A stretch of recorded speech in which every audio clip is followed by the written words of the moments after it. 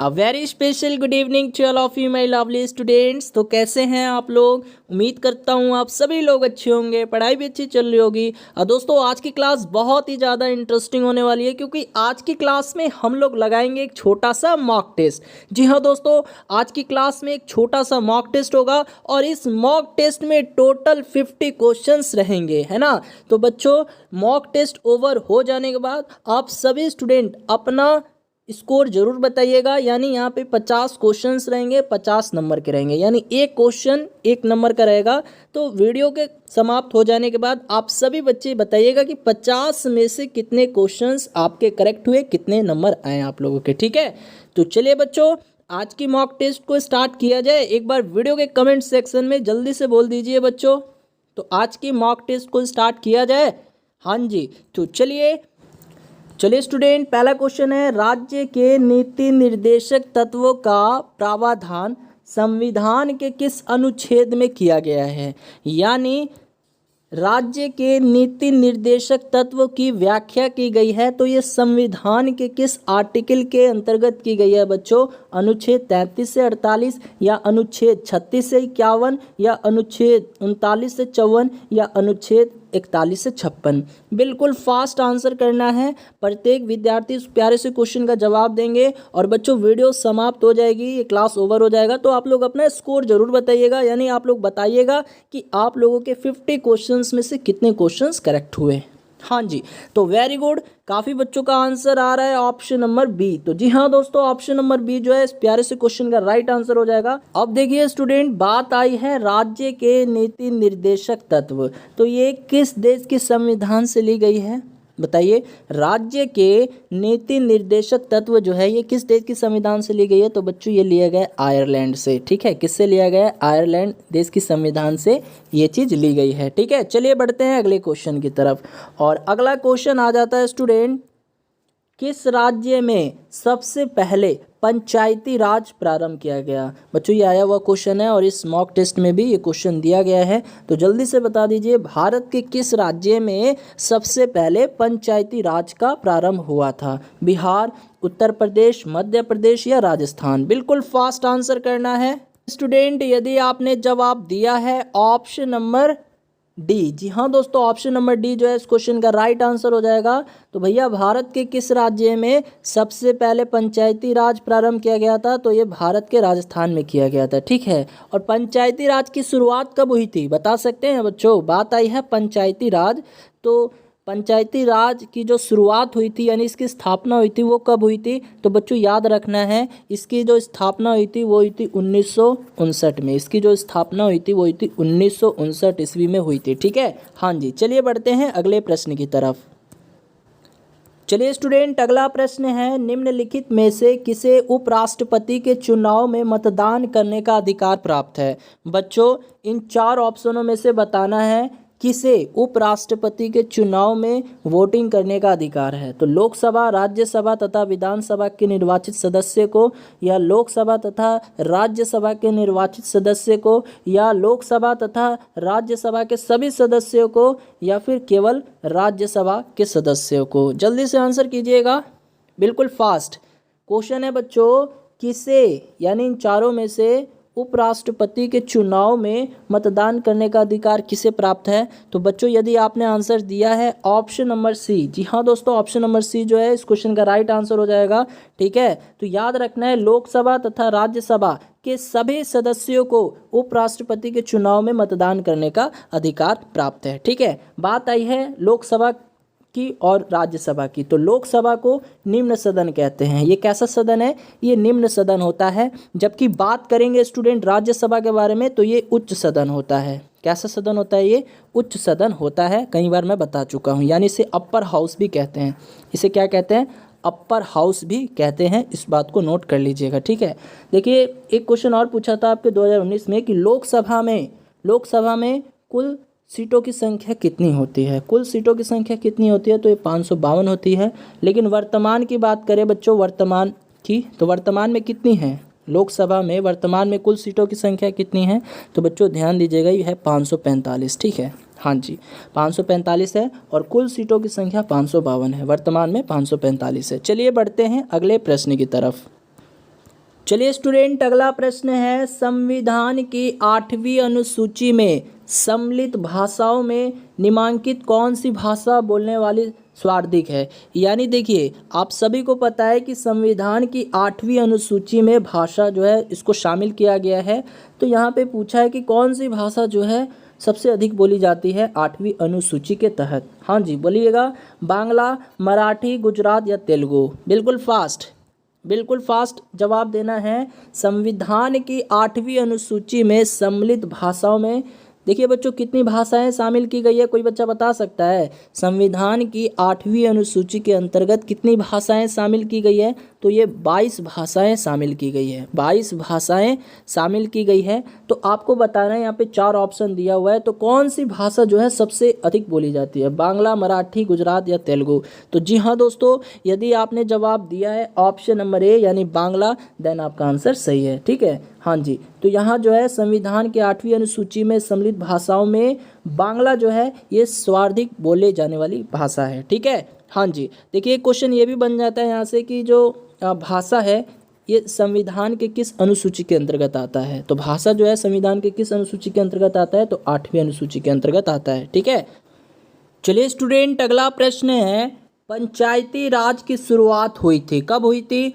1952 ईस्वी में, 1947 ईस्वी में, 1979 ईस्वी में या 1959 ईस्वी में। बच्चों अभी मैंने ये क्वेश्चन बताया था कुछ देर पहले। तो जी हाँ दोस्तों, पंचायती राज की शुरुआत कब हुई थी? बिल्कुल फास्ट। तो वेरी गुड, यदि आपने आंसर दिया है ऑप्शन डी यानी 1959 ईस्वी में, देन आपका आंसर सही है। चलिए बढ़ते हैं अगले प्रश्न की तरफ। और अगला प्रश्न है, भारतीय अर्थव्यवस्था में निम्न क्षेत्रों में से कौन सा पूर्णतः निजी क्षेत्र है? यानी कौन सा कंप्लीटली निजी क्षेत्र है, यानी प्राइवेट सेक्टर है? कृषि, वस्त्र, परिवहन या दूरसंचार। देखिए बच्चों, ऐसे क्वेश्चंस मैं पहले भी करवा चुका हूं। यदि आप रेगुलर क्लास करते हैं, कंटिन्यू क्लास करते हैं, तो आप लोग इन सभी प्रश्नों का जवाब दे सकते हैं।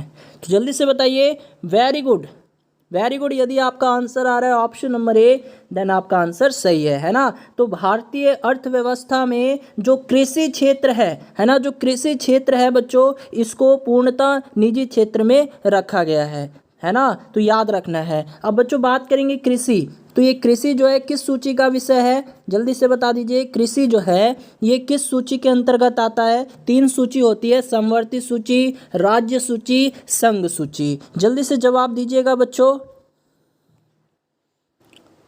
तो वेरी गुड, कृषि किस सूची का विषय है स्टूडेंट? राज्य सूची का विषय है ना। ये राज्य सूची के अंतर्गत आता है, आपको याद रखना है। चलिए, यदि मैं आपसे पूछूं स्टूडेंट शिक्षा के बारे में, तो शिक्षा किस सूची का विषय है? आप सभी बच्चे जानते हैं ये समवर्ती सूची का विषय है। चलिए बढ़ते हैं अगले प्रश्न की तरफ। और अगला प्रश्न है, निम्नलिखित में भारत के किस राज्य में साक्षरता प्रतिशत सर्वाधिक है? यानी भारत के किस राज्य में लिटरेसी रेट जो है वो सबसे ज़्यादा है? मिजोरम, गोवा, केरल, असम। बिल्कुल फास्ट, प्रत्येक विद्यार्थी इस क्वेश्चन का जवाब करेंगे जी। हाँ जी, बिल्कुल फास्ट। तो भैया भारत के किस राज्य में है ना साक्षरता दर सबसे ज़्यादा है, यानी पढ़े लिखे लोग बहुत ज़्यादा प्रतिशत में हैं? वेरी गुड, यदि आपने जवाब दिया है ऑप्शन सी, देन आपका आंसर सही है। तो केरल राज्य है। कौन सा राज्य है? केरल राज्य है। अब यदि मैं ये पूछूं भारत के किस राज्य में साक्षरता प्रतिशत सबसे कम है, तो सबसे कम की बात आएगी तो वो बिहार हो जाएगा, है ना। हाँ जी, चलिए बढ़ते हैं अगले प्रश्न की तरफ। चलिए स्टूडेंट, अगला प्रश्न है, सुंदरवन डेल्टा बनाती है, ये कौन सी नदी बनाती है बच्चों? सुंदरवन डेल्टा जो है ये कौन सी नदी बनाती है? गंगा नदी, यमुना नदी, सतलज नदी, कृष्णा नदी। बिल्कुल फास्ट। जी हाँ दोस्तों, बिल्कुल फास्ट आंसर करना है। प्रत्येक विद्यार्थी इस क्वेश्चन का आंसर करेंगे। तो वेरी गुड, यदि आपने जवाब दिया है ऑप्शन नंबर ए यानी गंगा नदी, देन आपका आंसर सही है। तो जी हाँ दोस्तों, ऑप्शन ए यानी गंगा नदी जो है ये सुंदरवन का डेल्टा बनाती है। ठीक है, हाँ जी। चलिए बढ़ते हैं अगले प्रश्न की तरफ। और अगला प्रश्न है, निम्नलिखित में किस राज्य में दुधवा नेशनल पार्क स्थित है? चलिए बच्चों, ऑप्शंस मैं दिखा देता हूँ। यहाँ पे दुधवा नेशनल पार्क की बात की गई है। कौन से पार्क की? तो दुधवा नेशनल पार्क की बात की गई है। और यहाँ 4 ऑप्शन दिया है, उत्तर प्रदेश, राजस्थान, बिहार, मिजोरम।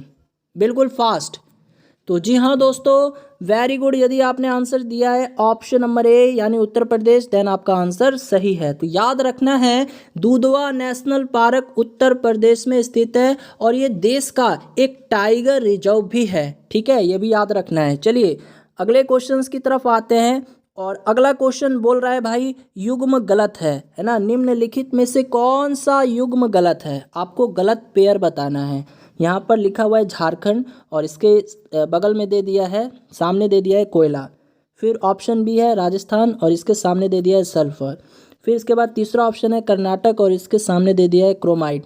और फिर चौथा ऑप्शन है केरल और इसके सामने दे दिया है मोनाजाइट। जल्दी से जवाब दीजिएगा स्टूडेंट, बिल्कुल फास्ट।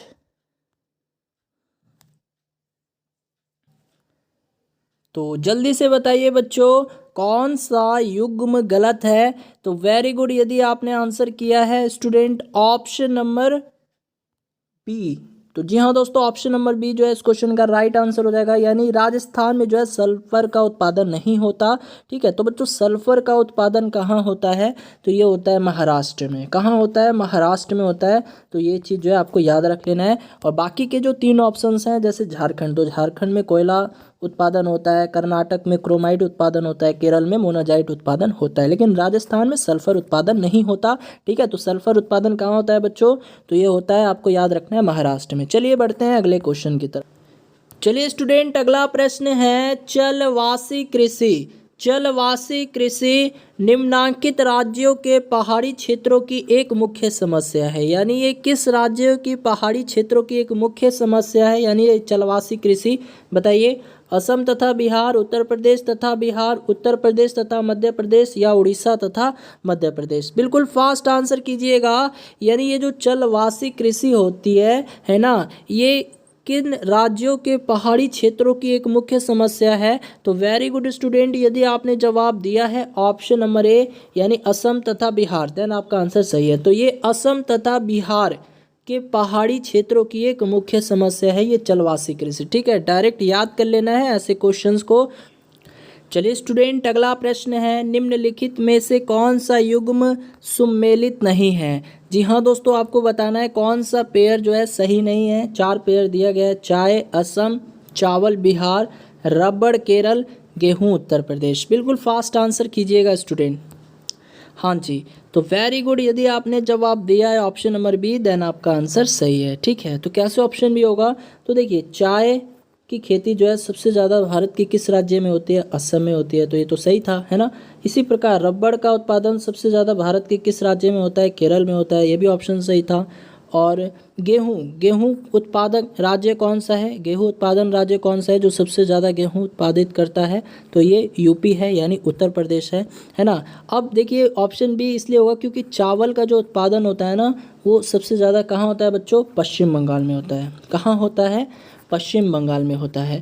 तो प्यारे बच्चों आपको याद रखना है कि चावल उत्पादन की दृष्टि से पश्चिम बंगाल जो है ना ये देश का अग्रणी राज्य है, यानी सबसे ज़्यादा जो है चावल पश्चिम बंगाल में ही उत्पादन होता है चावल का, ठीक है। चलिए अगले क्वेश्चंस की तरफ आते हैं स्टूडेंट, और अगला क्वेश्चन है निम्न में से कौन से 2 परोक्ष कर हैं। कौन से 2 परोक्ष कर हैं, बिक्री कर व आयकर, आयकर व संपत्ति कर, बिक्री कर व उत्पादन शुल्क या आयकर व उत्पादन शुल्क। जल्दी से जवाब दीजिएगा प्यारे बच्चों, बहुत ही अच्छा सा क्वेश्चन है, इकोनॉमिक्स से है। बच्चों निम्न में से कौन से 2 परोक्ष कर है। परोक्ष का मतलब समझते हो, अप्रत्यक्ष कर। अप्रत्यक्ष कर के बारे में बताना है। अप्रत्यक्ष कर कौन कौन से हैं 2, तो देखिए ऑप्शन दिया हुआ है बिक्री कर व आयकर, आयकर व संपत्ति कर, बिक्री कर व उत्पादन शुल्क, आयकर व उत्पादन शुल्क। तो चलिए बच्चों यहाँ पे देखिए पूछा गया है कि कौन से 2 अप्रत्यक्ष कर है। तो आइए हम लोग इसको डिटेल्स में थोड़ा जानेंगे। बिक्री कर जो है ये कौन सा कर होता है, तो ये बच्चों अप्रत्यक्ष कर होता है। कौन सा, अप्रत्यक्ष कर होता है, ठीक है। और ठीक इसी प्रकार आयकर जो है, ये आयकर देख रहे हो, ये आयकर, ये कौन सा कर होता है बच्चों, तो ये प्रत्यक्ष कर होता है। कौन सा कर होता है, प्रत्यक्ष कर होता है। और ये जो उत्पादन शुल्क देख रहे हो आप लोग, उत्पादन शुल्क, ये कौन सा कर है, तो उत्पादन शुल्क जो है ना ये भी अप्रत्यक्ष कर है, अप्रत्यक्ष कर है, ठीक है। और फिर उसके बाद स्टूडेंट संपत्ति कर, तो ये संपत्ति कर कौन सा कर है, तो ये भी आपको याद रखना है, संपत्ति कर जो है ये प्रत्यक्ष कर है। कौन सा? प्रत्यक्ष कर। तो यहाँ देखिए दो परोक्ष कर के बारे में पूछा था, यानी अप्रत्यक्ष कर के बारे में पूछा था। तो कौन कौन सा? ये बिक्री कर है और एक जो है उत्पादन शुल्क है। तो ऑप्शन नंबर क्या हो जाएगा? देखिए बिक्री कर व उत्पादन शुल्क, यानी ऑप्शन नंबर सी जो है आपके इस प्यारे से क्वेश्चन का करेक्ट आंसर हो जाएगा। चलिए बढ़ते हैं अगले क्वेश्चन की तरफ। स्टूडेंट अगला प्रश्न है, बैंकों द्वारा लाए गए निम्नलिखित में से किस भुगतान उपाय को प्लास्टिक मुद्रा के नाम से जाना जाता है? देखिए बैंक द्वारा जो है कौन सा भुगतान उपाय आया है जिसको प्लास्टिक मुद्रा के नाम से भी जानते हैं हम लोग? वाहक चेक है, क्रेडिट कार्ड है बच्चों, डिमांड ड्राफ्ट है या उपहार चेक है? बिल्कुल फास्ट आंसर कीजिएगा। तो वेरी गुड, यदि आपने जवाब दिया है ऑप्शन नंबर बी यानी क्रेडिट कार्ड, देन आपका आंसर सही है। ठीक है, हाँ जी। चलिए बढ़ते हैं अगले प्रश्न की तरफ, और अगला प्रश्न है IRDP। IRDP का मुख्य उद्देश्य है, इसका मुख्य उद्देश्य क्या है बता दीजिए। हाँ जी, जल्दी से बताना है। IRDP इसका मुख्य उद्देश्य क्या है? तो वेरी गुड स्टूडेंट, देखिए ऑप्शन है निर्यात संवर्धन, कुशल राजकोषीय प्रबंधन, बैंकिंग सुधार या ग्रामीण विकास व निर्धनता निवारण। हाँ जी, तो बच्चों वेरी गुड, यदि आपने जवाब दिया है ऑप्शन नंबर डी, देन आपका आंसर सही है ना, ऑप्शन नंबर डी जो है। तो देखिए IRDP ये जो है छठी पंचवर्षीय योजना के दौरान प्रारंभ किया गया था, और इसका प्रमुख उद्देश्य क्या है बच्चों? गरीबी रेखा से नीचे रह रहे लोग की आय में वृद्धि करना, यही इसका मुख्य उद्देश्य है ना। तो ग्रामीण विकास व निर्धनता निवारण करना। ठीक है, चलिए बढ़ते हैं अगले प्रश्न की तरफ।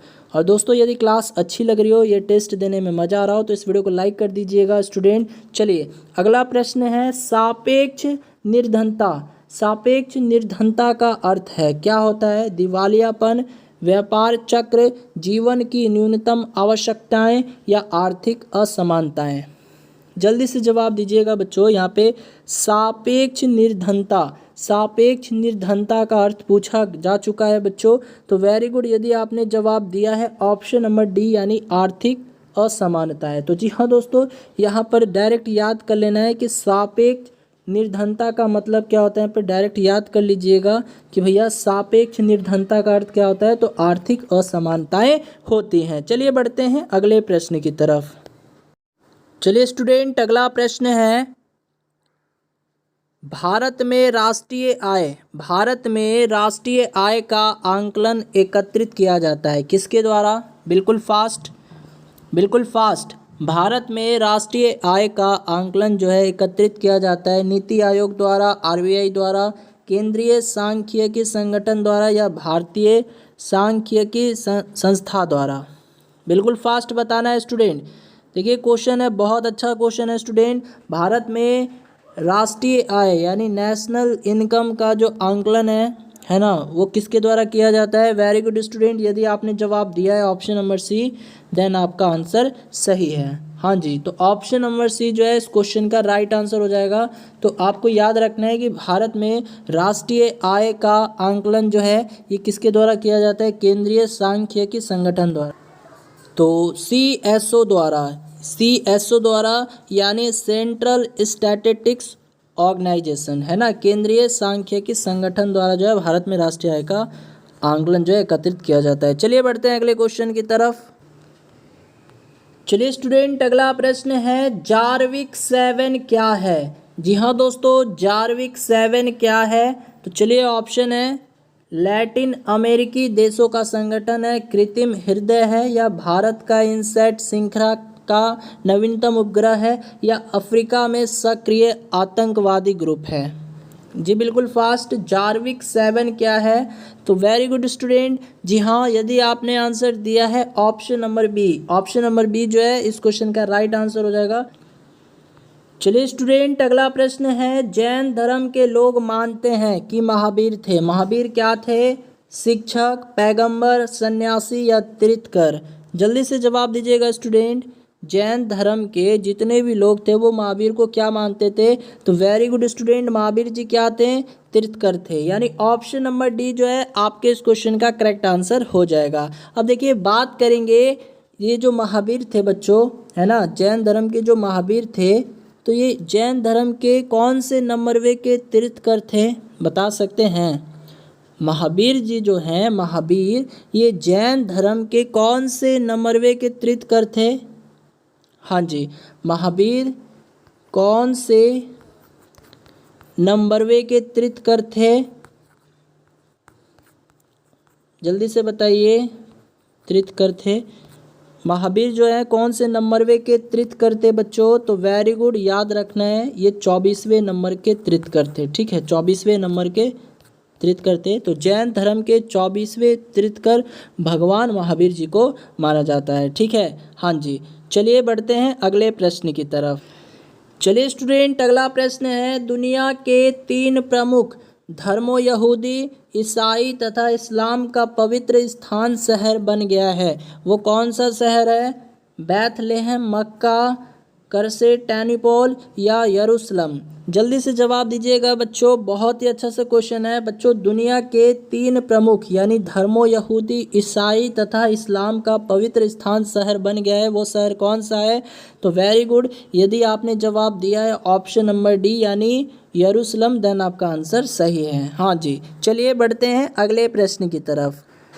तो चलिए स्टूडेंट, अब हम लोग देखेंगे जनरल साइंस के कुछ क्वेश्चन। ठीक है, हाँ जी। तो चलिए यहाँ से क्वेश्चन है, जीव द्रव्य जीवन का भौतिक अधिकार है, ये मत दिया था, किसने दिया था? हक्सले ने या मेलपीदी ने या रॉबर्ट हुक ने या लुइस पास्चर ने?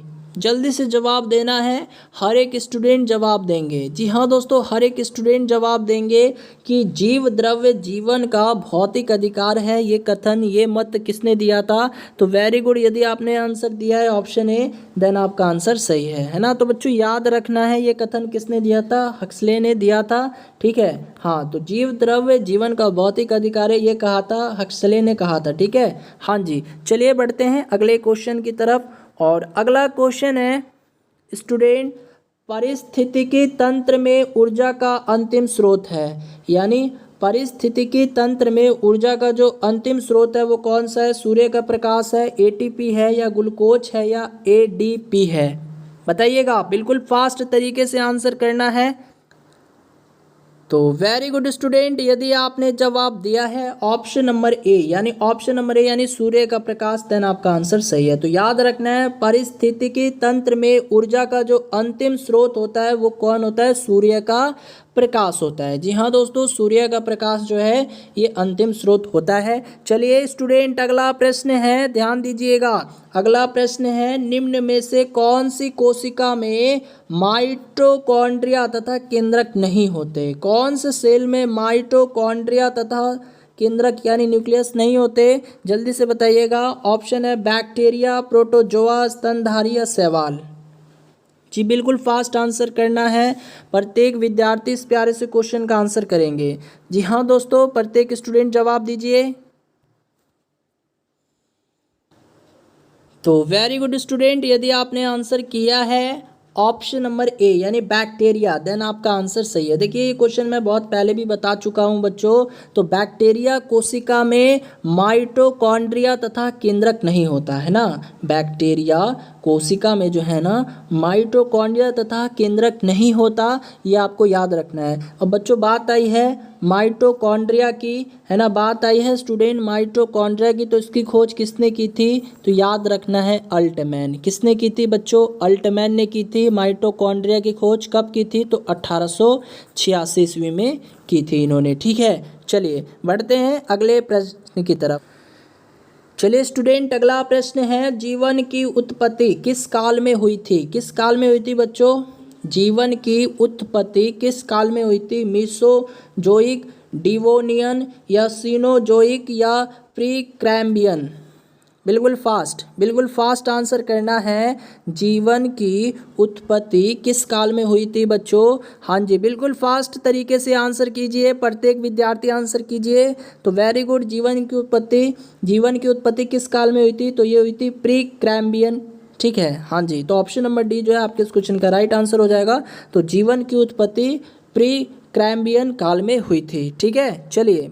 तो स्टूडेंट यहाँ पर मैं हर एक क्वेश्चन में डिटेल में नहीं जा रहा हूँ, क्योंकि आप लोगों का एक छोटा सा मॉक टेस्ट लिया जा रहा है, यानी इसमें टोटल 50 क्वेश्चंस रहेंगे और यही मुझे देखना है कि 50 में से किस स्टूडेंट के कितने क्वेश्चन सही होते हैं। ठीक है, तो आप लोग जो है बच्चों अपना जो है स्कोर जरूर बताइएगा, यानी आप लोग बताइएगा कि 50 क्वेश्चंस में से आपके कितने सही हुए। ठीक है, मैं हर एक स्टूडेंट का रिप्लाई करने का प्रयास करूँगा। चलिए देखिए, अगला क्वेश्चन है स्टूडेंट, एंजाइम किस में नहीं होते? शैवाल में, वायरस में, लाइकेन में या बैक्टीरिया में? जल्दी से जवाब दीजिएगा, एंजाइम किस में नहीं होते हैं? बच्चों ऑप्शन है शैवाल, वायरस, लाइकेन, बैक्टीरिया। तो जी हाँ दोस्तों, यदि आपने जवाब दिया है ऑप्शन नंबर बी, जी हाँ दोस्तों, ऑप्शन नंबर बी जो है इस क्वेश्चन का राइट आंसर हो जाएगा। तो बच्चों बता दूं, एंजाइम जो है किस में नहीं होता? तो वायरस में नहीं होता, यानी विषाणु, इसको क्या कहते हैं? विषाणु कहते हैं हम लोग। ठीक है, विषाणु। तो बच्चों विषाणु में एंजाइम नहीं पाया जाता है। विषाणु अति सूक्ष्म परजीवी अकोशिकीय वाले कण होते हैं। ठीक है, जो किसी जीवित परपोषी के अंदर रहकर जनन करते हैं और ये सजीव एवं निर्जीव के मध्य की कड़ी भी है। ठीक, तो बच्चों आपको याद रखना है कि एंजाइम किस में नहीं होता? तो ये वायरस में नहीं होता। ठीक है, चलिए अब देखिए दोस्तों, अगर बात करें वायरस के बारे में, तो विषाणु यानी इसकी खोज किसने की थी? विषाणु की खोज किसने की थी? तो इवानोवस्की ने की थी। किसने? इवानोवस्की के द्वारा जो है विषाणु की खोज की गई थी, आप ध्यान रखिएगा। या फिर कभी कभी बैक्टीरिया के बारे में भी पूछ लिया जाता है कि बैक्टीरिया की खोज किसने की थी? तो किसने की थी? ये की थी बच्चों लुई वैन हॉक ने। किसने? लुई वैन हॉक ने, ल्यू वैन हॉक ने। ठीक है, लुई वैन हॉक ने जो है बैक्टीरिया की खोज की थी। चलिए बढ़ते हैं अगले प्रश्न की तरफ, और अगला प्रश्न है प्राकृतिक चयनवाद। जी हाँ दोस्तों, प्राकृतिक चयनवाद का सिद्धांत किसने दिया? यानी प्राकृतिक चयनवाद का मत प्रस्तुत किसने किया? हेल्डेन ने, चार्ल्स डार्विन ने, या फिर स्टैनले मिलर ने, या वेलस ने? जल्दी से जवाब दीजिएगा स्टूडेंट। तो जल्दी से आंसर कीजिए। वेरी गुड, यदि आपने जवाब दिया है ऑप्शन नंबर बी, देन आपका आंसर सही है। तो जी हाँ दोस्तों, ऑप्शन नंबर बी जो है यानी चार्ल्स डार्विन। तो चार्ल्स डार्विन ने प्राकृतिक चयनवाद का सिद्धांत दिया था, आपको याद रखना है ना। या फिर कभी कभी इस प्रश्न को घुमाकर भी पूछा जा सकता है कि भाई जैव विकासों का सिद्धांत किनके द्वारा दिया गया? जैव विकासों का सिद्धांत किनके द्वारा दिया गया? जैव विकासों का सिद्धांत जो है यही प्राकृतिक चयनवाद सिद्धांत कहलाए। ठीक है, तो जैव विकास का सिद्धांत किसके द्वारा दिया गया? तो इन्हीं जी के द्वारा दिया गया। किनके? चार्ल्स डार्विन जी के द्वारा ही दिया गया था। अब देखिए स्टूडेंट, इनके द्वारा एक बहुत ही फेमस बुक लिखी गई थी, आप लोगों ने सुना भी होगा उस पुस्तक के बारे में, द ओरिजिन ऑफ स्पेसिस। क्या नाम है? The origin of the species. The origin of the species. इस पुस्तक के रचनाकार कौन है पूछा जा सकता है, तो आपको याद रखना है चार्ल्स डार्विन। जी हाँ दोस्तों, चार्ल्स डार्विन जी के द्वारा the origin of the species नामक पुस्तक लिखी गई है। चलिए बढ़ते हैं अगले प्रश्न की तरफ। तो चलिए स्टूडेंट, अगला प्रश्न है, जीवाश्मों की आयु का पता लगाया जाता है किस विधि से? किस रचना से जीवाश्मों की आयु का पता लगाया जा सकता है? बताइए। अस्थियों की रचना से, अन्य स्तनधारियों के संग से, रेडियोधर्मी कार्बनिक यौगिक मात्रा से, या कैल्शियम के अवशेष की मात्रा से? बिल्कुल फास्ट से बताना है स्टूडेंट। जीवाश्मों की आयु का पता लगाया जा सकता है किस विधि द्वारा? तो वेरी गुड, यदि आपने आंसर दिया है ऑप्शन सी, यानी रेडियोधर्मी कार्बन यौगिक मात्रा से जीवाश्मों की आयु का पता लगाया जा सकता है, देन आपका आंसर सही है। तो ऑप्शन नंबर सी जो है, यानी ऑप्शन नंबर सी क्या बोलता है? रेडियोधर्मी कार्बन यौगिक मात्रा से जो है जीवाश्मों की आयु का पता लगाया जा सकता है। चलिए बढ़ते हैं अगले प्रश्न की तरफ, और अगला प्रश्न है, मानव का वैज्ञानिक नाम है। जी हाँ दोस्तों, मानव का वैज्ञानिक नाम क्या है? होमो हैबिलिस, या होमो सैपियंस, या कॉनिस फेमिएरिस, या होमो इरेक्टस? जल्दी बताइएगा। मानव का यानी ह्यूमन का साइंटिफिक नेम क्या है बच्चों? हाँ जी, तो क्या है आप सभी जानते होंगे, ऑप्शन नंबर बी यानी होमो सैपियंस है ना। होमो सैपियंस जो है ये ह्यूमन का साइंटिफिक नेम है। चलिए बढ़ते हैं अगले क्वेश्चन की तरफ। चलिए स्टूडेंट, अगला प्रश्न है, मनुष्य में लिंग सहलगन लक्षणों की वंशागति मुख्यतः होती है, ये किसके कारण होती है? एक्स गुणसूत्र से या वाई गुणसूत्र से या ऑटोसोम से या कोई नहीं? बिल्कुल फास्ट आंसर करना है स्टूडेंट। मनुष्य में लिंग सहलगन लक्षणों की वंशागति मुख्यतः होती है। तो वेरी गुड, यदि आपने जवाब दिया है ऑप्शन नंबर बी यानी वाई गुणसूत्र से, देन आपका आंसर सही है ना। चलिए स्टूडेंट बढ़ते हैं अगले प्रश्न की तरफ।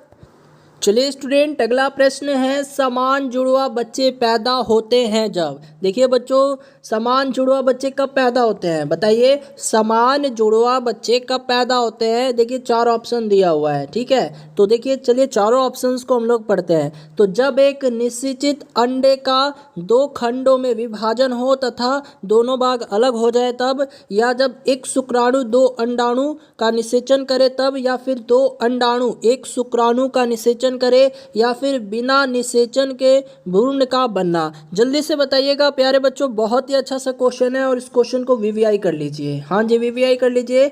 यानी समान जुड़वा बच्चे पैदा होते हैं जब। वेरी गुड, यदि आपने आंसर दिया है ऑप्शन नंबर ए यानी ऑप्शन नंबर ए, देन आपका आंसर सही है ना। तो बच्चों, एक निश्चित अंडे का 2 खंडों में विभाजन हो जाना है ना, 2 खंडों में विभक्त हो जाना, बढ़ जाना तथा दोनों भाग अलग अलग हो जाए, तब जो है समान जुड़वा बच्चे पैदा होते हैं, है ना। तो आपको याद रखना है। चलिए बढ़ते हैं अगले प्रश्न की तरफ। चलिए स्टूडेंट, अगला प्रश्न आ चुका है न्यूमेरिकल्स के रूप में। तो बच्चों, न्यूमेरिकल्स को देखकर डरना नहीं है। काफ़ी बच्चे डर जाते हैं, तो आप लोगों से रिक्वेस्ट है, आप लोग डरिएगा मत। यहाँ पर मैं हर एक न्यूमेरिकल्स को कॉन्सेप्ट वाइज सिखाऊंगा, ठीक है। बिल्कुल बेसिक से सिखाऊंगा, रटना नहीं है। काफ़ी बच्चे तो न्यूमेरिकल्स को भी रट लेते हैं, तो भैया देखिए ये बात सही नहीं होगा, आप लोग इसको सीखिए। तो देखिए क्वेश्चन क्या है, 40 ग्राम के क्रिकेटर का गेंद जो 10 मीटर पर सेकंड के वेग से गतिशील में है ना, तब जो है 0.2 सेकंड में खिलाड़ी द्वारा इसको विराम में लगाया जाता है। तो इस बल का औसत मान बताइए। यानी एक तरह से आपको बल बताना है, फोर्स बताना है। तो स्टूडेंट देखिए, सबसे पहले यहाँ पर मुझे ये बताइए कि गेंद का मास कितना दे रखा है। तो आप लोग बोलिएगा सर 40 ग्राम है। तो यहाँ पर मैं लिख लेता हूँ, मास ऑफ गेंद कितना है, ये 40 ग्राम दे रखा है, ठीक है स्टूडेंट। कितना दे रखा है? 40 ग्राम दे रखा है, ठीक है। लेकिन आपको ना देखिए, फोर्स का ऐसा ही मात्रक क्या होता है? न्यूटन होता है ना। तो ये ग्राम में इसको नहीं लिखते हैं, इसको भी जो है केजी में हम लोग कन्वर्ट करते हैं। यानी जो भी चीज़ ग्राम में दी गई हो वस्तु, उसको केजी में कीजिए।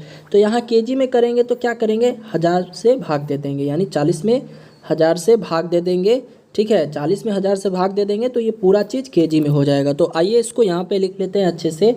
तो मास कितना हो गया बच्चों? मास हो गया ये 40/1000 केजी, ठीक है।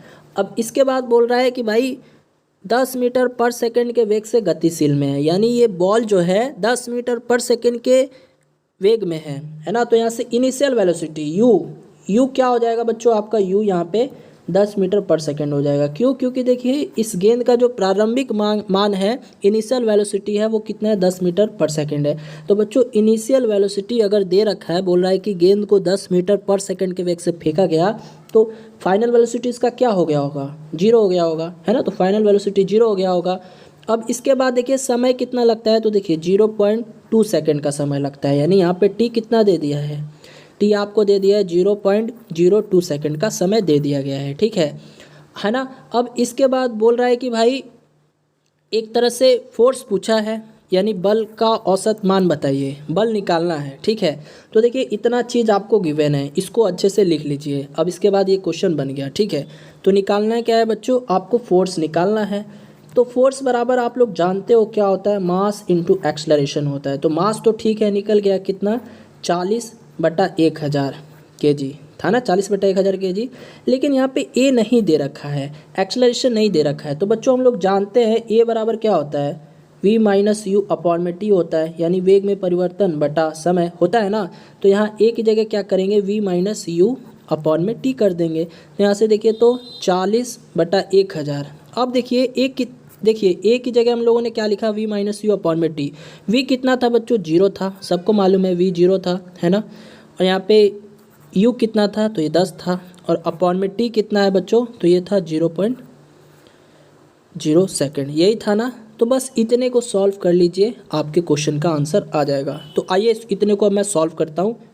तो यहाँ पे देखिए क्या क्या आया था, फोर्स बराबर क्या था, 40/1000, ठीक है। और यहाँ पे क्या था, v था 0 और u क्या था, 10 था, तो v माइनस यू था ना, तो v 0 था और माइनस, और u कितना था, 10 था, और अपॉन में t यानी 0.02 सेकेंड दिया था। इतने को ही तो सॉल्व करना है। तो देखिए तो 1 0 से 1 0 काट देंगे, ठीक है। तो ये 4/100 आ जाएगा, ठीक है। और यहाँ से देखिए तो ये -10 आ जाएगा, ठीक है। माइनस देखिए 4/100 गुने में -10, और फिर बटा में देखिए यहाँ पे 2 लिख देंगे, और यहाँ पे गुने में देखिए 2 डिजिट के पहले दशमलव है, तो यहाँ 100 से गुना हो जाएगा, ठीक है। हाँ जी, तो बन चुका है स्टूडेंट।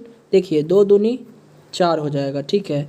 और फिर 2 के पारा से 100 को काटिएगा, 50 बार में चला जाएगा, ठीक है। फिर 1 0 से 1 0 काट दीजिएगा, और फिर 100 है, 100 को काटिए 5 के पार से, तो ये 20 बार में चला जाएगा, लेकिन माइनस का साइन भी है। तो यहाँ से F बराबर कितना आ गया, -20 न्यूटन आया है स्टूडेंट। हाँ जी, तो ऑप्शन नंबर जो है बी आपके इस क्वेश्चन का करेक्ट आंसर हो जाएगा, ठीक है। हाँ जी, चलिए बढ़ते हैं अगले क्वेश्चन की तरफ। चलिए स्टूडेंट, अगला प्रश्न है, एक वस्तु आलम्ब के किसी बिंदु पर टिकी है, उस बिंदु से 30 सेंटीमीटर की दूरी पर 10 न्यूटन का बल लगाया जाता है, तो उस बिंदु के गिर्द बल के आघूर्ण की गणना करें, है ना। यानी बल आघूर्ण निकालना है आपको, और ऑप्शन दिया हुआ है 10 newton metre, 8 newton metre, 3 newton metre या 5 न्यूटन मीटर। तो देखिए कैसे बनाएंगे, तो कैसे बनाएंगे स्टूडेंट, इस क्वेश्चन को ध्यान दीजिएगा, ठीक है। बहुत अच्छा क्वेश्चन है और इसी प्रकार के क्वेश्चंस पूछे जाते हैं। तो देखिए एक वस्तु है जो आलम्ब के किसी बिंदु पर टिकी हुई है, ठीक है ना। कोई वस्तु है जो आलम्ब के, ये कोई वस्तु है, ठीक है, और ये आलम्ब के किसी बिंदु पर टिकी हुई है, और उस बिंदु से 30 सेंटीमीटर की दूरी, यानी इसी बिंदु से 30 सेंटीमीटर की दूरी पर जो है एक फोर्स लगाया जाता है इस वस्तु पर, है ना। और वो फोर्स जो है कितने का होता है, 10 न्यूटन का होता है, ठीक है। तब जो है आपको बताना है बल आघूर्ण कितना होगा, ठीक है। तो बच्चों ये 30 सेंटीमीटर देख रहे हो, ये क्या है, तो आलम्ब बिंदु से बल के क्रिया रेखा की दूरी है। ये क्या है, एक तरह से दूरी है, ठीक है, यानी आर है। तो आर कितना दे रखा है यहाँ पे, 30 सेंटीमीटर दे रखा है। तो बच्चों यहाँ पे तो सेंटीमीटर में है, लेकिन क्वेश्चन में मीटर में बोला है, तो 30 सेंटीमीटर को बदल दीजिए मीटर में, तो 100 से भाग लगा दीजिएगा, 30 में 100 से भाग लगाइएगा तो ये चीज़ अब मीटर में हो जाएगा। तो 1 0 से 1 0 काट दीजिए, तो ये कितना हो जाएगा, 3/10 मीटर हो जाएगा। यानी आर कितना आ गया आपका, आर जो है कितना आ गया बच्चों, तो ये आ गया 3/10 मीटर। और आपको निकालना क्या है, बल आघूर्ण निकालना है ना, बल आघूर्ण निकालना है। तो यहाँ पे बच्चों एक फॉर्मूला होता है, देखिए बल का आघूर्ण, इसका एक फॉर्मूला होता है, क्या होता है वो, बल का आघूर्ण बराबर होता है F गुने R। F कितना है, 10 न्यूटन है, और R कितना निकाले थे अभी हम लोग, 3/10 मीटर निकाले थे। तो क्या कीजिए, F में गुना R करना है ना, तो R कितना है, 3/10 है, तो 3/10 कर दीजिए, 1 0 से 1 0 खत्म हो गया, तो ये कितना आ जाएगा, 3 न्यूटन मीटर आ जाएगा। तो ऑप्शन नंबर जो है सी आपके इस क्वेश्चन का करेक्ट आंसर हो जाएगा। बच्चों समझ में आ रहा है, समझ में आ रहा है आप लोगों को। हाँ जी, एक बार जल्दी से मैसेज कर दीजिए बच्चों। चलिए बहुत अच्छी बात है, बढ़ते हैं अगले क्वेश्चन की तरफ। चलिए स्टूडेंट, अगला प्रश्न है, और अगला प्रश्न भी एक न्यूमेरिकल है, बहुत इजी न्यूमेरिकल्स है स्टूडेंट, घबराना नहीं है, न्यूमेरिकल्स को देखकर घबराना नहीं है। हर एक न्यूमेरिकल को बिल्कुल बेसिक से बताऊंगा, है ना, बिल्कुल कॉन्सेप्ट वाइज बताऊंगा। तो चलिए क्वेश्चन है, 150 मीटर पर सेकेंड के वेग से चलती हुई 5 ग्राम की गोली लक्ष्य में प्रवेश करने के 0.02 सेकेंड के बाद रुक जाती है, तो लक्ष्य द्वारा आरोपित बल का मान क्या है। देखिए बच्चों यहाँ भी बल निकालना है ना। तो स्टूडेंट अब यहाँ जो जो चीज़ दिया हुआ है ना उसको लिख लेते हैं। तो देखिए बोला है कि 150 मीटर पर सेकंड के वेग से चलती हुई 5 ग्राम की गोली, ठीक है। तो यहाँ 150 मीटर पर सेकंड के वेग से जो है गोली चल रही है, यानी गोली का इनिशियल वेलोसिटी कितना दे दिया है, 150 मीटर पर सेकेंड, ठीक है, ये आपको गिवन है। अब उसके बाद बोल रहा है 5 ग्राम की गोली, यानी मास जो है बच्चों ये 5 ग्राम है, लेकिन हमको केजी में बदलना है। तो क्या करेंगे, 1000 से भाग देंगे। मैंने बताया था जब भी फोर्स वाला क्वेश्चन है अगर उसमें मास ग्राम में दिया हो तो उसको केजी में कर लीजिएगा, यानी 1000 से भाग दे दीजिएगा। तो ये चीज़ अब केजी में आ गया, ठीक है, केजी में आ गया स्टूडेंट। हाँ जी। अब इसके बाद बोल रहा है कि भैया 5 ग्राम की गोली जो है लक्ष्य में प्रवेश करने के 0.02 सेकंड के बाद रुक जाती है, यानी समय, ध्यान दीजिएगा बच्चों, समय कितना दे दिया है, तो ये आपको 0.02 सेकंड का समय दे दिया है, ठीक है। अब बताइए, मान लीजिए कोई गोली है जो 150 मीटर पर सेकंड के वेग से चल रही है, तो इसकी फाइनल वेलोसिटी तो ऑब्वियसली जीरो ही होगी। जीरो होगी कि नहीं होगी, मान लीजिए यू आपको दिया हुआ है, यानी ये 150 मीटर पर सेकंड के वेग से चल रही है, बाद में तो ये गोली चलाइएगा तो कहीं ना कहीं जाके रुक जाएगी, यानी वहाँ उसकी फाइनल वेलोसिटी जीरो हो जाएगी, ठीक है। तो इतना चीज़ गिवन है UMTV, और आपको F जो है निकालने को बोला है, ठीक है। तो बच्चों F कैसे निकलेगा बताइए, तो F बराबर क्या होता है, M गुने A होता है। तो M तो गिवन है, A निकालना है, तो A बराबर, पहले A निकाल लीजिए। A बराबर आप लोग क्या लिखते हो, A बराबर लिखते हो ना V माइनस यू अपॉन में T, यानी वेग में परिवर्तन बटा समय। अब देखिए V कितना है, 0 है, और माइनस U कितना है, देखिए 150 है, और अपॉन में T कितना है बच्चों, तो ये है 0.02 सेकेंड। तो इतने को सॉल्व कीजिए, तो पहले इतने को सॉल्व कीजिए, A आ जाएगा। तो आइए मैं इतने को अच्छे से लिख लेता हूँ ऊपर, ठीक है। तो देखिए यहाँ पर मैं लिखता हूँ, तो यहाँ पर A बराबर क्या था, V माइनस यू अपॉन में T। तो V कितना था बच्चों, तो V था हमारा 0, और U कितना था 150, और T कितना था, ये था 0.02 था, ठीक है। तो यहाँ पर देखिए तो क्या आ जाएगा, 0 में से 150 को घटाइएगा तो माइनस 150 आ जाएगा, और बटा में यहाँ पे 0.2 कर दीजिए, लेकिन यहाँ पे 2 डिजिट के पहले क्या है, दशमलव है, तो मैं ऊपर गुना में 100 कर सकता हूँ, ऑफकोर्स कर सकता हूँ, ठीक है। तो यहाँ से देखिए अब ये काटेंगे, यानी 100 को काटेंगे 2 के पार से तो 50 बार में चला जाएगा। तो 150 माइनस 150 है, ये क्या है, माइनस 150 है, गुने 50 कितना हो जाएगा, तो बच्चों ये माइनस 7500 हो जाएगा। माइनस 7500 हो गया, यानी बच्चों A निकल गया आपका, A जो है कितना निकला, माइनस 7500 निकला। तो बस बना दीजिए। तो फोर्स बराबर हम लोग जानते हैं क्या होता है, मास इंटू एक्सलरेशन होता है। मास कितना था बच्चों, तो ये था 5/1000 था ना, और गुने में A कितना आया, माइनस 7500 आया। तो देखिए तो 2 जीरो से 2 जीरो कट हो गया है ना, 5 दूनी 10, 5 दूनी 10 होता है ना। अब देखिए कितना आया, माइनस 75/2। तो इसको काटिएगा, 75 को काटिएगा 2 के पार से, तो ये कितना आ जाएगा, 37.5, यानी माइनस 37.5 हो जाएगा, क्योंकि माइनस 75/2 है ना, माइनस 75/2 है। तो आप ही बताइए कितना आ गया आंसर, इसको काटिएगा तो ये कितना आ जाएगा, माइनस 37.5 न्यूटन। फोर्स का ऐसा यूनिट जो है क्या होता है, न्यूटन होता है। तो माइनस 37.5 न्यूटन जो है आपके इस क्वेश्चन का राइट आंसर हो जाएगा, यानी ऑप्शन नंबर बी आपका आया था आंसर। स्टूडेंट जल्दी बोलिएगा, ऑप्शन नंबर बी आया था आप लोगों का, वेरी गुड। तो चलिए बढ़ते हैं अगले क्वेश्चन की तरफ।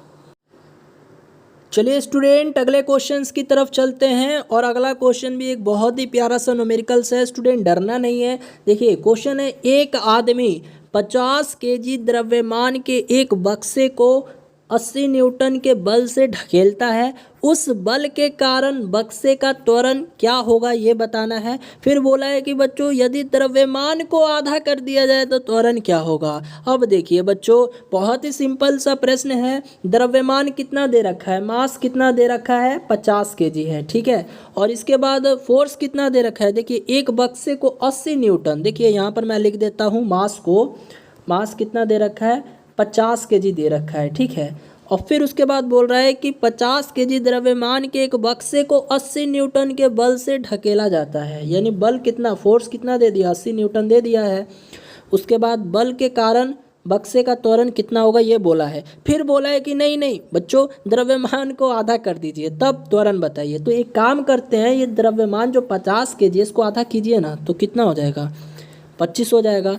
तो 25 केजी जो है अब द्रव्यमान हो गया, और फोर्स जो है 80 न्यूटन है, तो आपको ए नहीं निकल जाएगा, बताइए। तो ऑफकोर्स निकल जाएगा, आपको एम पता है, फोर्स पता है, एक्सलरेशन निकालना है। तो बना ना दीजिए, कैसे बनाइएगा, फोर्स बराबर क्या होता है, मास इंटू एक्सलरेशन।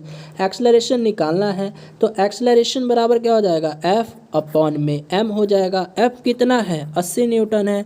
मास कितना है, मास जो है आधा कर दिया जाता है, यानी 25 kg कर दिया जाता है। भाग दीजिए तो काटिए इसको 5 के पार से, 5 बार में चला जाएगा, ये 16 बार में चला जाएगा। ठीक है, तो अब काटिए 16/5 है ना, इसको काटिए तो 5 दिया 15 और फिर ये 5 दूनी 10 यानी 0.2 है ना। तो 3.2 मीटर पर सेकंड स्क्वायर जो है आपका ए निकल कर आ गया, ए एक्सलरेशन। तो ए कितना आ गया बच्चों, ए बराबर आ जाता है 3.2 मीटर पर सेकंड स्क्वायर। ईजी था कि नहीं था, आप ही बताइए, क्वेश्चन ईजी था कि नहीं था बच्चों, बिल्कुल फास्ट। हाँ जी, तो चलिए बढ़ते हैं अगले क्वेश्चन की तरफ। चलिए स्टूडेंट, अगला प्रश्न है, जब ब्रश को पानी में डुबोते हैं तो उसके बाल आपस में चिपक जाते हैं। यानी शेविंग करने के बाद जब ब्रश को पानी में डुबोया जाता है तो बच्चों उसके बाल जो है ना आपस में चिपक जाते हैं। ऐसा किस कारण होता है, श्यानता के कारण, पृष्ठ तनाव के कारण, या सहसंजक के कारण, या प्रत्यस्थता के कारण। बिल्कुल फास्ट आंसर करना है, हर एक विद्यार्थी आंसर करेंगे बिल्कुल फास्ट। जी हाँ दोस्तों, बिल्कुल फास्ट। तो वेरी गुड, यदि आपने जवाब दिया है ऑप्शन नंबर बी यानी पृष्ठ तनाव के कारण, देन आपका आंसर सही है। तो बच्चों याद रखना है, पृष्ठ तनाव के कारण जब ब्रश को पानी में डुबोते हैं तो उसके बाल जो है आपस में चिपक जाते हैं। अब देखिए, कभी कभी पूछ लिया जाता है कि जो बरसात का बूंद होता है, वर्षा की बूंदें होती हैं, वो गोल क्यों होती हैं। तो बच्चों याद रखना है, वो भी गोल जो है पृष्ठ तनाव के कारण ही होती है। चलिए बढ़ते हैं अगले प्रश्न की तरफ। चलिए स्टूडेंट, अगला प्रश्न है, गैस की लौ का सबसे गर्म हिस्से को कहते हैं। बच्चों ये क्वेश्चन मैंने कई बार बताया है और पूरा एक्सप्लेन किया था अच्छे से, है ना। तो जल्दी से बता दीजिए, गैस की लौ का सबसे गर्म हिस्सा जो होता है उसको क्या कहते हैं। दीप्त क्षेत्र कहते हैं, अदीप्त क्षेत्र कहते हैं, नीला क्षेत्र कहते हैं, या ज्योतिहीन क्षेत्र कहते हैं। यानी गैस की लौ का जो सबसे गर्म हिस्सा होता है, जो सबसे गर्म क्षेत्र होता है, उसको क्या कहते हैं, ल्यूमिनियस जोन कहते हैं, डार्क जोन कहते हैं, ब्लू जोन कहते हैं, या नॉन ल्यूमिनियस जोन कहते हैं। बिल्कुल फास्ट, तो बिल्कुल फास्ट बताइए, गैस की लौ का सबसे गर्म हिस्सा जो होता है वो क्या होता है। वेरी गुड, वो क्या होता है स्टूडेंट, ब्लू जोन होता है। यानी ऑप्शन नंबर सी यदि आप लोग आंसर कर रहे हैं, देन आप लोगों का आंसर सही है। तो नीला क्षेत्र जो होता है ना, वो सबसे गर्म हिस्से वाला क्षेत्र होता है। ठीक है, तो ऑप्शन नंबर सी यानी ब्लू जोन कहते हैं उसको। ठीक है, याद रख लीजिएगा। चलिए बढ़ते हैं अगले क्वेश्चन की तरफ। और अगला प्रश्न है, नदियों का जल वर्षा के जल से कठोर होता है, क्यों। नदियों का जल जो है ये वर्षा के जल से काफ़ी ज़्यादा हार्ड होता है, ऐसा क्यों होता है। तो आइए ऑप्शंस देखते हैं।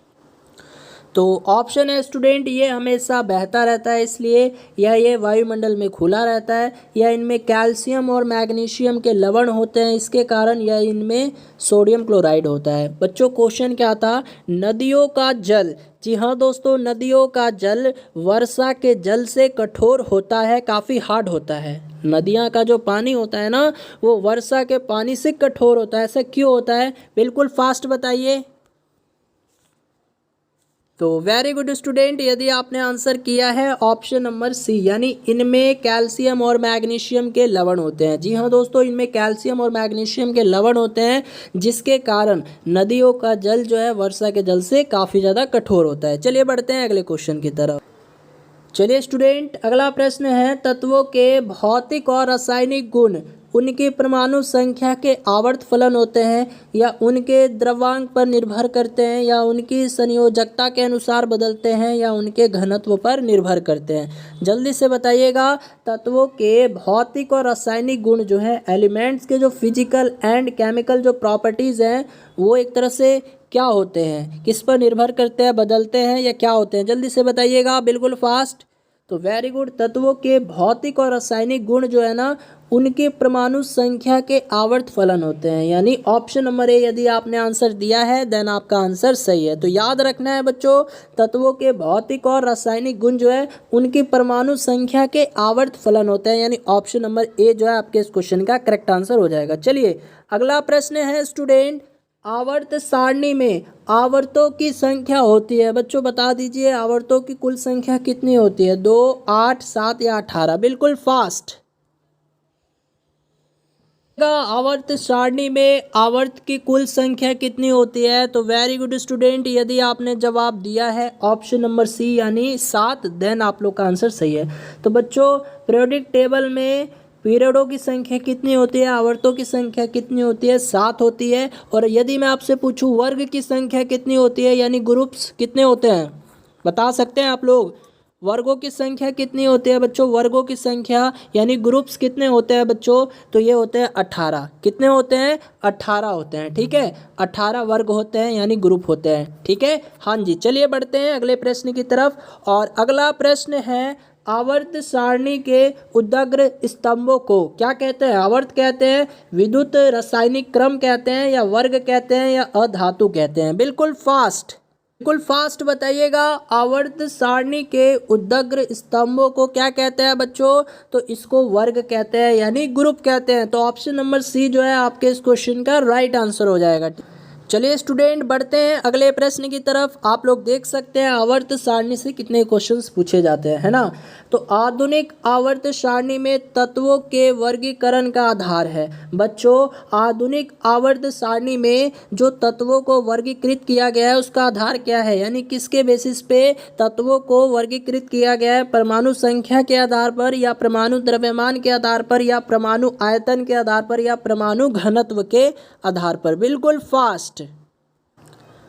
तो बिल्कुल फास्ट आंसर करना है। आधुनिक आवर्त सारणी में तत्वों के वर्गीकरण का आधार क्या है? तो वेरी गुड स्टूडेंट, क्या है? परमाणु संख्या। जी हाँ दोस्तों, एटॉमिक नंबर के बेसिस पे जो है आधुनिक आवर्त सारणी में तत्वों को वर्गीकृत किया गया है ना? तो आधुनिक आवर्त सारणी में तत्वों का वर्गीकरण जो है ये परमाणु संख्या के आधार पर किया गया है। अच्छा चलिए जल्दी से बताइए, तो आधुनिक आवर्त सारणी किसने दिया था? आधुनिक आवर्त सारणी ये नियम किसने दिया था बच्चों? हाँ जी, तो किसने दिया था? चलिए जल्दी से बताइए। तो आधुनिक आवर्त सारणी किसने दिया था? मोसले जी ने दिया था। कब दिया था? 1913 ईस्वी में। ठीक है, ये भी याद रखिएगा। ठीक है, तो आधुनिक आवर्त सारणी ये मोसले जी के द्वारा 1913 में दिया गया था। ठीक है, हाँ जी। चलिए बढ़ते हैं अगले क्वेश्चन की तरफ। चलिए स्टूडेंट, अगला प्रश्न है, कागज पर पुराने उंगलियों के निशान निम्नलिखित से डेवलप किया जा सकता है। बच्चों, कागज पर पुराने उंगलियों के जो भी निशान हैं उनको विकसित किया जा सकता है, उनको डेवलप किया जा सकता है, लेकिन किस विधि द्वारा? बताइएगा। सिल्वर नाइट्रेट विलयन के द्वारा, या निन हाइड्रोजन विलयन के द्वारा, या आयोडीन घुमन के द्वारा, या स्वार्तिक धूसर चूर्ण के द्वारा, यानी यूनिवर्सल ग्रे पाउडर के द्वारा? जल्दी से बता दीजिए बच्चों, लाजवाब सा क्वेश्चन है आपकी स्क्रीन पे। हाँ जी, बिल्कुल फास्ट बताना है। तो वेरी गुड, यदि आपने आंसर दिया है ऑप्शन नंबर ए। जी हाँ दोस्तों, ऑप्शन नंबर ए यानी सिल्वर नाइट्रेट विलयन के द्वारा कागजों पर पुराने उंगलियों के निशान को डेवलप किया जा सकता है ना? सिल्वर नाइट्रेट विलयन के द्वारा कागज पर जितना भी पुराना उंगली का निशान होगा उसे डेवलप किया जा सकता है। चलिए बढ़ते हैं अगले क्वेश्चन की तरफ। चलिए स्टूडेंट, अगला प्रश्न है, मानव शरीर की शक्तियों को हानि ना पहुंचाने वाली अल्कोहल की अधिकतम सांद्रता है, यानी अल्कोहल का अधिकतम कॉन्सेंट्रेशन क्या होगा, है ना, जो मानव शरीर की शक्तियों को हानि ना पहुंचाए? तो ये कितना है? 2.3% होगा, या 0.9% होगा, या 0.3% होगा, या 0.1% होगा? 0.01%। हाँ जी, जल्दी से बताइएगा बच्चों, क्या होगा? ऑप्शन है 2.3%, 0.9%, 0.3%, या 0.01%। तो वेरी गुड स्टूडेंट, यदि आपने आंसर दिया है ऑप्शन बी यानी 0.9%, देन आपका आंसर सही है ना? हाँ जी, तो मानव शरीर की शक्तियों को हानि ना पहुंचाने वाली अल्कोहल की जो अधिकतम कंसंट्रेशन होती है वो कितनी होती है? 0.9% होती है। चलिए बढ़ते हैं अगले क्वेश्चन की तरफ। और अगला क्वेश्चन है, रिस्प्रिन नामक दवा निम्नलिखित के उपचार में काम आती है। रिस्प्रिन नामक दवा जो है ये किस उपचार में काम में ली जाती है बच्चों? संधि शोध, या फिर पीड़ा निवारण, या उच्च रक्तदाब को घटाना, या अधिक धड़कन करना? हाँ जी, रिस्प्रिन नामक दवा जो है ये निम्नलिखित के उपचार में काम आती है। किसके उपचार में ये दवा काम आती है, जल्दी से बताना है। प्रत्येक विद्यार्थी जवाब देंगे इस क्वेश्चन का। Very good student. तो यदि आपका आंसर आ रहा है option number C, option number C होगा बच्चों। हाँ जी, ऑप्शन नंबर सी, यानी उच्च रक्तदाब को घटाना, यानी हाई ब्लड प्रेशर को घटाना होगा। तो ये रिस्प्रिन नामक दवा जो है ये उपचार में काम में ली जाती है। ठीक है, हाँ जी, चलिए बढ़ते हैं अगले प्रश्न की तरफ। चलिए स्टूडेंट, अगला प्रश्न है मेंडलीफ की आवर्त सारणी में तत्वों के वर्गीकरण का आधार है। देखिए, मेंडलीफ की आवर्त सारणी में जो तत्वों को वर्गीकृत किया गया था उसका आधार क्या है, परमाणु द्रव्यमान, परमाणु संख्या, या परमाणु आयतन, या परमाणु घनत्व।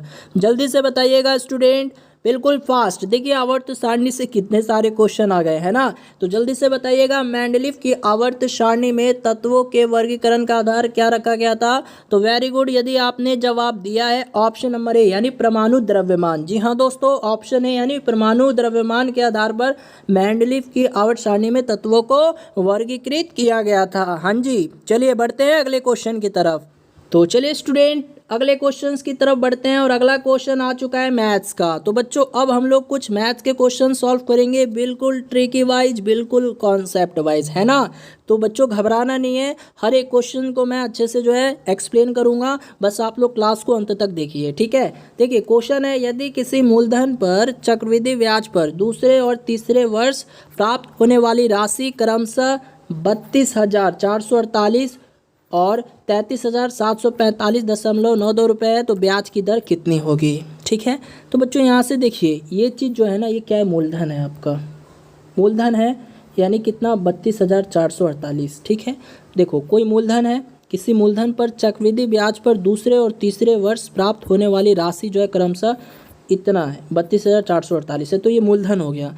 अब इसके बाद देखिए होता क्या है, दूसरे और तीसरे वर्ष बाद प्राप्त होने वाली राशियाँ जो है, एक तो 32,000 थी, एक 33,745.92 रुपये थी। तो ये अमाउंट हो जाता है, ये अमाउंट हो जाता है कितना, 33,745.92। ये क्या है, अमाउंट है, यानी मिश्रधन है। तो प्रिंसिपल इतना दे दिया, मिश्रधन इतना है। तो बच्चों हम लोग ब्याज निकाल सकते हैं, बताइए ब्याज निकाल सकते हैं या नहीं निकाल सकते हैं। ऑफ कोर्स ब्याज निकाल सकते हैं। तो बताइए ब्याज कैसे निकलेगा, सिंपल इंटरेस्ट कैसे निकलेगा। तो देखिए आप लोग क्या कीजिए, अमाउंट में से प्रिंसिपल को घटा दीजिए। तो बच्चों घटाइएगा, तो अमाउंट में से प्रिंसिपल को घटाइएगा, तो ये ब्याज कितना आ जाएगा, एसआई कितना आ जाएगा। तो देखिए मैंने घटा रखा है, ये आएगा 1297 रुपये 92 पैसा। ठीक है, इतना आ जाएगा, 1297 रुपये 1297.92 पैसा, इतना आ जाएगा। ठीक है, ब्याज। तो अब ब्याज आ गया, तो अब दर निकालना है ना। तो हम लोग जानते हैं एस आई बराबर क्या होता है, एस आई बराबर पी गुने आर गुने टी होता है, अपॉन में 100 होता है। तो एस आई आपको दिया गया है कितना, 1297.92 रुपये दिया है ना। और पी कितना है, पी भी दिया हुआ है, देखिए 32,448 दिया है। और गुने में आर निकालना है, टी जो है आपको दिया गया है बच्चों, टी कितना है यहाँ पे, टी कितना लीजिएगा। तो बच्चों यहाँ पे समय जो है ना 1 वर्ष लेना है, 1 वर्ष। ये 2 या 3 दिया ये मत लीजिएगा, ऐसे क्वेश्चन में समय को 1 वर्ष लेना है और बटा भाग कर दीजिएगा 100 से। इतने को सॉल्व कीजिएगा, आंसर आ जाएगा। देखिए फिर से मैं लिख देता हूँ, एस आई बराबर पी गुने आर गुने टी अपॉन में 100 होता है ना। तो देखिए एस आई कितना आया था, एस आई यानी ब्याज कितना आया था बच्चों, तो ये आया था कितना, 1297.92 रुपये आया था। ठीक है, बराबर में पी कितना है, देखिए 32,448। ठीक है, आर जो कि निकालना है, टी 1 वर्ष लेना है ऐसे क्वेश्चन में, और बटा में 100 कर दीजिएगा। इतने को सॉल्व कीजिएगा ना, अब सॉल्व करना आपका काम है। इतने को सॉल्व कीजिएगा तो आर बराबर जो है 4% आ जाएगा। ठीक है, तो इसको बच्चों सॉल्व कर लीजिएगा। चलिए बढ़ते हैं अगले क्वेश्चन की तरफ। और अगला क्वेश्चन है स्टूडेंट, ध्यान दीजिएगा, यदि cot 2a बराबर में x, तो x का मान क्या होता है, जल्दी से बता दीजिए बच्चों, जल्दी से बता दीजिए। cot 2a बराबर में x, तो x का मान क्या होगा। तो देखिए बच्चों cot 2a का एक फॉर्मूला ही होता है, cot 2a का एक फॉर्मूला ही होता है। वो फॉर्मूला क्या होता है, तो बच्चों याद रखना है आपको, cot square a minus 1 upon में 2 cot a, ये फॉर्मूला होता है। तो देखिए तो दिया हुआ है, चलिए आइए देखते हैं, cot square a minus 1, cot square A minus one, देखिए इसमें दिया है तो यही आंसर हो जाएगा। तो कॉट स्क्वायर ए माइनस वन में अपॉन में 2 कॉट ए, तो ऑप्शन नंबर बी जो है आपके इस क्वेश्चन का करेक्ट आंसर हो जाएगा। चलिए बढ़ते हैं अगले क्वेश्चन की तरफ।